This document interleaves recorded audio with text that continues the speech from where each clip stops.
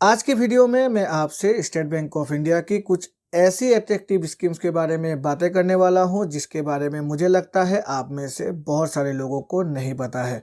अगर आप state bank of India के कस्टमर हैं तो भी आपको नहीं पता है, और अगर आप स्टेट बैंक ऑफ इंडिया के कस्टमर नहीं हैं फिर भी आपको मुझे लगता है नहीं पता है इन स्कीम्स के बारे में। इन स्कीम में से बहुत सारी स्कीम के बारे में आपने नाम तो सुना होगा, लेकिन आपको ये नहीं पता कि ये स्कीम्स इजीली आप स्टेट बैंक ऑफ इंडिया में जाकर खुलवा सकते हैं, और काफ़ी प्रॉफिटेबल और काफ़ी सिक्योर्ड स्कीम्स है ये जो भी स्कीम्स को मैंने कवर किया है अपनी इस वीडियो में। यहाँ पर मैं जो नॉर्मल स्कीम्स होती है उन जैसे कि fix deposit, recurring deposit, saving account, इन सब के बारे में बातें नहीं कर रहा हूँ। ये कुछ ऐसी स्कीम्स है जो आउट ऑफ द वे जाकर आप यहाँ पर इन्वेस्ट कर सकते हैं और काफ़ी प्रॉफिट अर्न कर सकते हैं, और ये सभी स्कीम्स काफ़ी ज़्यादा बेनिफिशियल भी है। नमस्कार दोस्तों, मेरा नाम है विराज और आपका स्वागत है मेरे चैनल विराज की बातें में। तो चलिए आज की वीडियो को फटाफट शुरू करते हैं।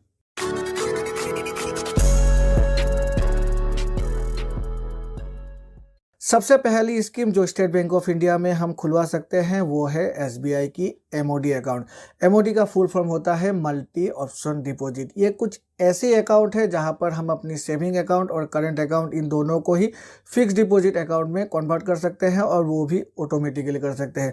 एमओडी अकाउंट के बारे में मैंने विस्तार से एक वीडियो बना रखी है, मैं नीचे डिस्क्रिप्शन में और ऊपर कार्ड में उस वीडियो की लिंक दे दूंगा, आप जाकर उस वीडियो को देखिए, आपको पता चल जाएगा एमओडी अकाउंट आखिर होते क्या। लेकिन अगर ब्रीफली बातें करें तो मल्टी ऑप्शन डिपॉजिट अकाउंट एक ऐसी अकाउंट है जहां पर हमारी जो सेविंग अकाउंट है उसको हम कन्वर्ट कर देंगे, और उसके बाद एक निश्चित पैसे यहाँ पर जो रिजल्टेंट बैलेंस है वो 35,000 रुपये, 35,000 रुपये के बाद जो भी पैसे आएगी 10-10 हज़ार रुपये की यहाँ पर मल्टी ऑप्शन डिपॉजिट यानी कि फिक्स डिपॉजिट के तौर पर कन्वर्ट होती जाएगी, और वो भी ऑटोमेटिकली कन्वर्ट होती जाएगी। और जब भी हमें पैसे की ज़रूरत पड़ेगी वो पैसे ऑटोमेटिकली टूट कर फिर से हमारे लिए अवेलेबल हो जाएंगे।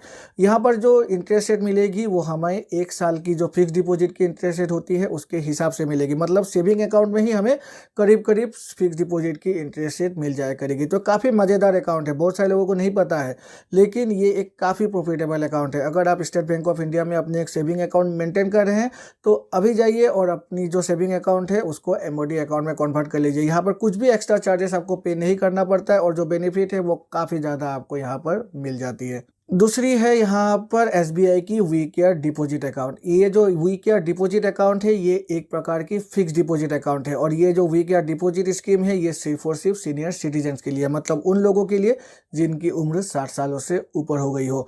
अगर आप एक सीनियर सिटीजन है और स्टेट बैंक ऑफ इंडिया में जाकर अपनी एक फिक्स डिपॉजिट खुलवाने के बारे में सोच रहे हैं तो आप जो फिक्स डिपॉजिट खुलवाइएगा वो जाकर अभी खुलवाइएगा SBI we care deposit scheme के तहत। और इस स्कीम के तहत जो भी आपको इंटरेस्ट मिलेगी वो करीब करीब 0.30 बेसिस पर ज़्यादा मिलेगी।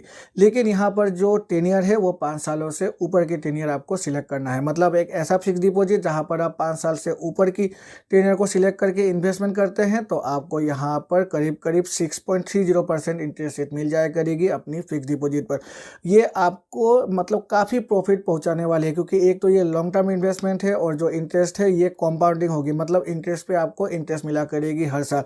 तो ये काफ़ी प्रॉफिटेबल स्कीम है। लेकिन एक बात आपको ध्यान रखना है, इन स्कीम्स में आपको टैक्स की जो भी सेविंग है, जो एग्जेम्पशन है वो नहीं मिलती है। तीसरी स्कीम है एक लोन स्कीम जिसे हम कहते हैं PAPL, pre approve personal loan.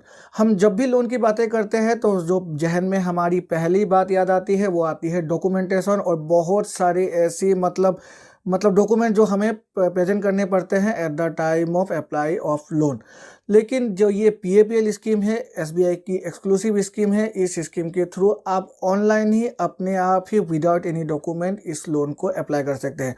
इस लोन को अप्लाई करने के लिए आपको यूनो ऐप को इंस्टॉल करना है, और यूनो ऐप को इंस्टॉल करते ही आपकी जो भी लिमिट है वो ऑटोमेटिकली नोटिफिकेशन पर शो करेगी, और नोटिफिकेशन पर शो करने पर आप खुद ही जाकर यहाँ पर सिर्फ 3 क्लिक करके ही अपनी लोन को अप्लाई कर सकते हैं। और लोन को अप्लाई करने के साथ साथ लोन को डिसबर्समेंट भी खुद ही घर में बैठे बैठे ही कर सकते हैं। ब्रांच विजिट यहाँ पर करने की ज़रूरत नहीं है, ना तो आपको आपको कोई भी डॉक्यूमेंटेशन यहाँ पर देने की ज़रूरत है। आप सिर्फ यूनो के थ्रू ही इस लोन को अप्लाई कीजिए और अप्लाई करते ही आपके जो पैसे हैं विदिन 5 to 10 मिनट्स आपके सेविंग अकाउंट में क्रेडिट हो जाएगी।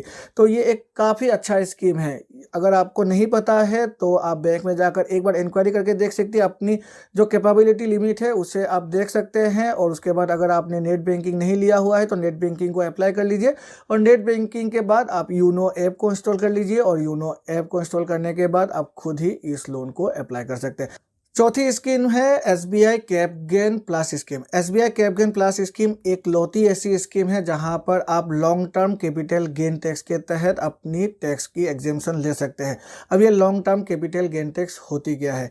अब ये long term capital gain tax ये ऐसी टैक्स है जहां पर आप कभी भी जब भी अपनी एक प्रॉपर्टी को सेल करते हैं या फिर फ्लैट को सेल करते हैं या फिर अपनी एक घर को सेल करते हैं तो उस पर आपको long term capital gain tax पे करना पड़ता है। लेकिन अब उन्हीं पैसों से जब कोई नई प्रॉपर्टी को परचेज करते हैं, कोई नई घर को परचेज करते हैं, कोई नई फ्लैट को परचेज करते हैं तो उस पर आपको एग्जेम्पशन मिल जाती है। और एग्जेम्पशन तभी मिलती है जब आप इस SBI कैप गेन प्लस में अपने जो पैसे हैं उसको पार्क करके रखते हैं परचेज सेलिंग और परचेज के बीच के अंतराल में।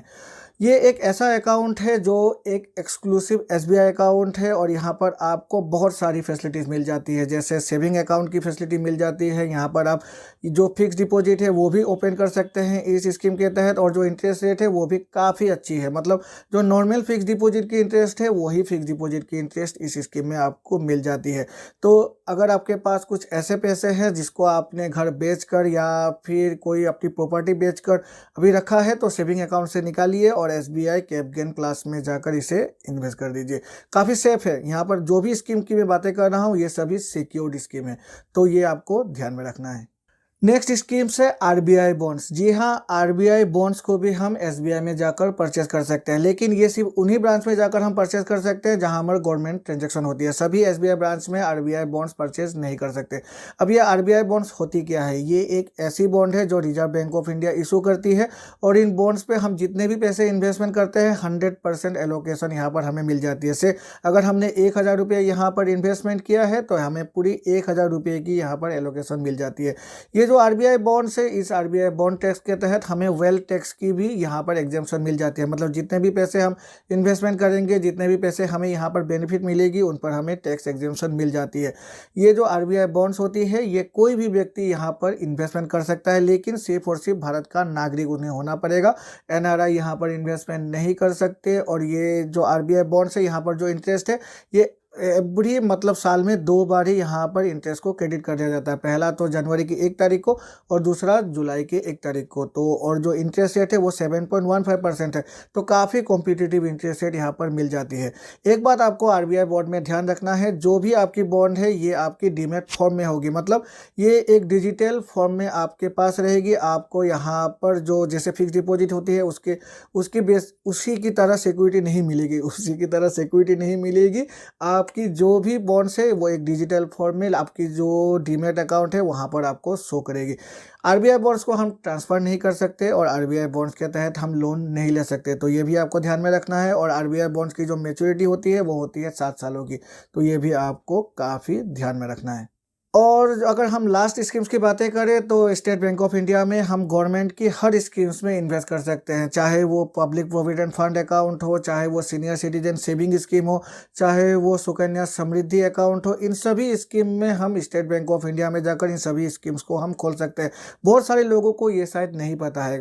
लोग सोचते हैं कि जो ये सीनियर सिटीजन सेविंग स्कीम्स है, जो ये सुकन्या समृद्धि अकाउंट है, PPF अकाउंट है, ये सिर्फ हम पोस्ट ऑफिस पर ही खुलवा सकते हैं, लेकिन ऐसा नहीं है।